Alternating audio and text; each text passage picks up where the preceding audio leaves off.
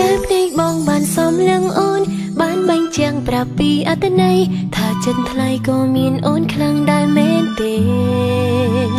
ទោះវាមិនមែនជាការពិតក៏អងចិត្តដែរសុំត្រឹមលួចស្នេហ៍ថ្នមថែក្នុងក្តីស្រមៃសួរត្រង់ពេលនេះតើ